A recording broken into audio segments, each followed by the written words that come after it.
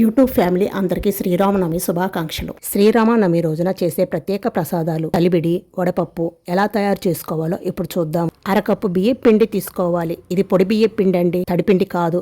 అరకప్పు పొడి బియ్య పిండిలో అరకప్పు తురిమిన బెల్లం వేసుకోవాలి. 2 యాలకులు వేసుకొని మిక్సీలో వేసుకొని గ్రైండ్ చేసుకోండి. 1 కప్పు బియ్య పిండి తీసుకుంటే అరకప్పు బెల్లం వేసుకోవాలి. కొంచెం కొంచెం వాటర్ పోసుకుంటూ బాగా గట్టిగా కలుపుకోవాలి. ఎక్కువ వాటర్ పోయొద్దండి, కొంచెం కొంచెం పోసుకుంటూ కలుపుకోవాలి. తర్వాత 1 టేబుల్ స్పూన్ నెయ్యి వేసుకొని బాగా కలపండి. నెయ్యి వేసుకోవటం వలన చలివిడికి మంచి రుచి వస్తుందండి. తర్వాత కొన్ని కొబ్బరి ముక్కలు వేసుకోండి. గట్టిగా ఫ్రెష్ చేస్తూ కలుపుకోండి.